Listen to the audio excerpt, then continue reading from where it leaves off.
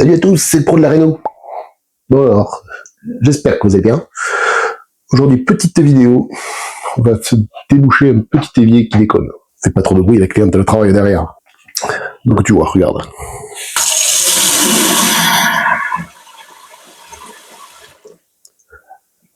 Tu vois, ça c'est cool, mais pas super bien. Donc, ce qui se passe, ce que j'ai constaté, c'est que là déjà, ça c'est un contre-pente. Donc on va reprendre un peu ça. Donc après, tu vois l'évacuation, ça c'est le vidage de l'évier. Avec la grille, l'eau elle coule là, zzz, ça passe dans le siphon qui est là. Derrière, là, ça c'est le siphon pour le lave-vaisselle et la machine à laver. Et là, cette partie-là est en contre-pente. Donc on va démonter le siphon, on va regarder ce qui se passe. Peut-être que c'est juste simplement lui qui est rempli de cochonneries. Tu sais, quand tu fais la cuisine et tout ça. Quand tu fais la cuisine et tout, tu balances les pâtes, il reste alimentaire.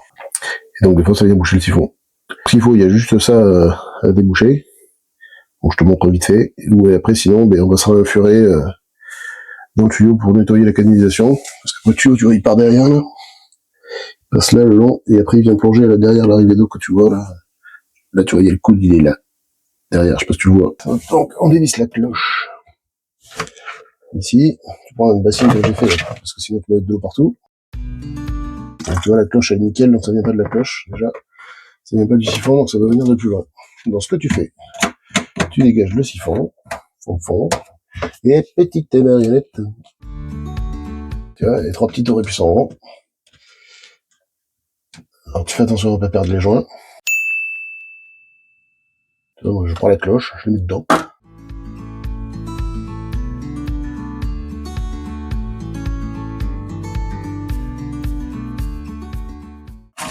Donc, tu vois, regarde, résidu de graisse et tout ça. Bon, ce que je vais faire, je vais démonter la bombe carrément, parce que regarde la gueule de la bombe. Tu vois, terre de tuyau, des pots de graisse. Donc on va tout démonter, tout nettoyer. Parce que le tuyau des vagues en lui-même, il est pas dégueu, quoi. Donc déjà, on va démonter ça et essayer comme ça. Donc là, tournevis. J'ai pris aucun outil, c'est génial. On va charger les outils et j'en reviens. Donc je reviens, tournevis, furet. Alors le furet, tu vois, c'est un truc en ferraille. Et au bout, il y a comme une espèce de ressort. Et quand tu viens et que tu fais tourner, ça t'agrippe un peu les saletés dedans, et soit tu peux les pousser ou les tirer. Et on se sert de ça pour déboucher. Alors j'en ai un carrément plus gros pour les PVC de toilette. Donc ça, pour les éviers, ça va très bien. J'espère pas avoir m'en servir, parce que c'est pas facile à mettre en œuvre. Quand on a les évacs, t'as 50 coudes. Donc au fond, là, t'as une vis. Prends de la grille, démonte la vis.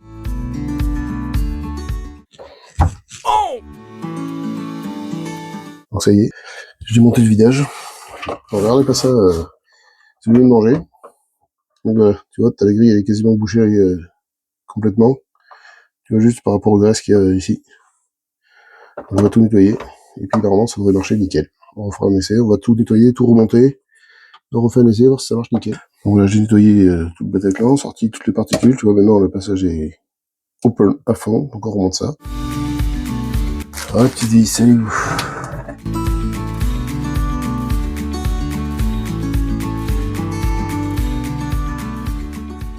Donc on remonte tout. Donc le ouinge, j'ai perdu un ouinge. Alors tu fais attention à ne pas perdre les joints. Oui, il manque un joint. Ah non, je lui mets la cloche. Je lui mets la cloche, quelle cloche. Non, allez, on se remonte ça. On nettoie un peu les joints. On peut le porter. Parce qu'il faut pas que ça fuite. Là, c'est pas un joint plat, c'est un joint conique. Tu vois, on est conique là. Good. Là, c'est une portée conique et là, une portée plate. Et les joints coniques chez Franquet, ils sont verts. Donc ça, tu mets comme ça. Quand tu viens serrer, le joint rentre dans la portée conique.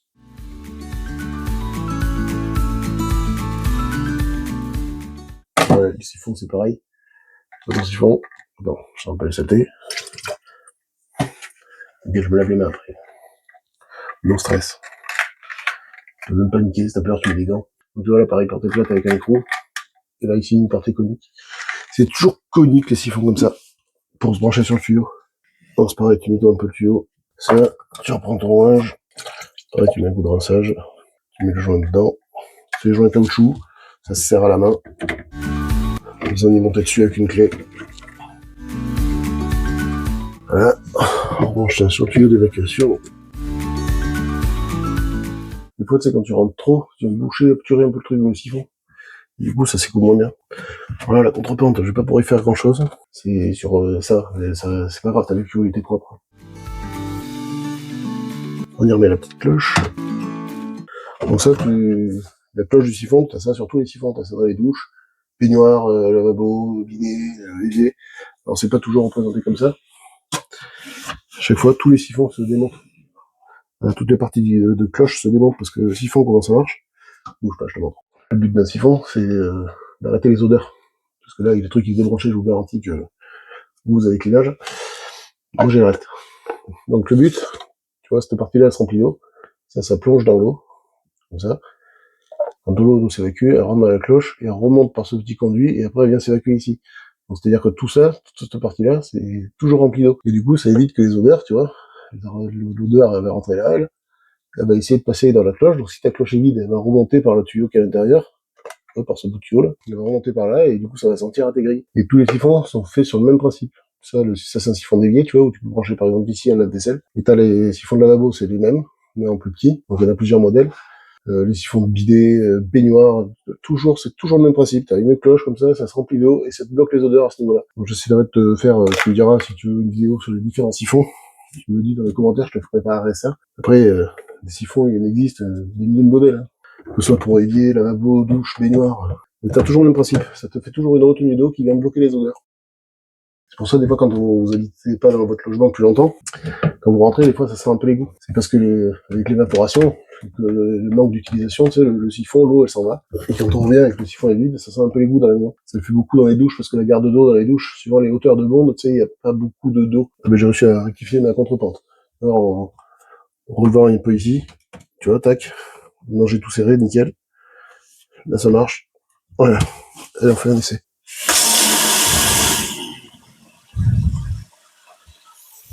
Et là, tu vois, j'ai plus de garde d'eau, j'ai plus rien.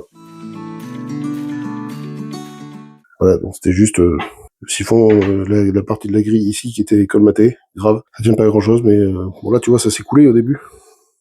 On n'était pas encore en stade critique, mais tu vois c'est des choses qu'il faut faire, les entretiens. Si tu vois que ça commence à s'écouler, un peu moins bien s'écouler que d'habitude, t'attends pas que ce soit complètement bouché pour faire un truc. Parce qu'après, quand il faut commencer à passer le furet, là tu vois par exemple, ici par exemple, souvent ce qu'on fait, on vient y mettre un thé ici, avec un petit bouchon, pour pouvoir y passer un furet.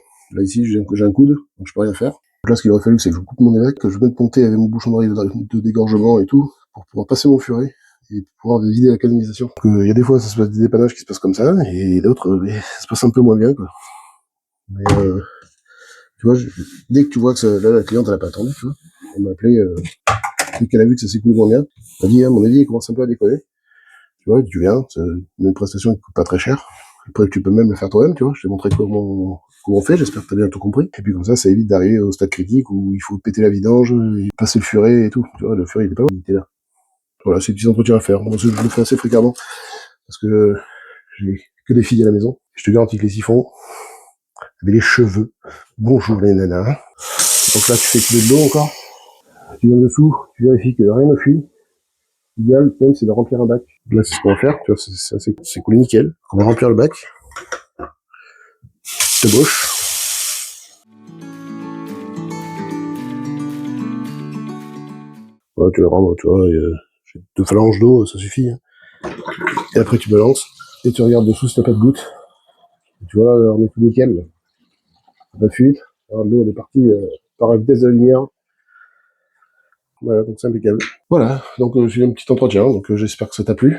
Ce petit débouchage dévié. Donc ça marche pareil pour lavabo, baignoire et tout. Tu vois, tu démontes ton siphon, tu nettoies un peu tout ce qui va pas. Mais par contre, faut le faire dès que tu vois que ça commence à merder. Écoute, j'espère que ça t'a plu. Si ça t'a plu, tu likes, tu partages, tu t'abonnes comme d'habitude. Moi, je te remercie pour le soutien que vous apportez. Et puis, je vous dis à une prochaine vidéo. Allez, portez-vous bien. À plus.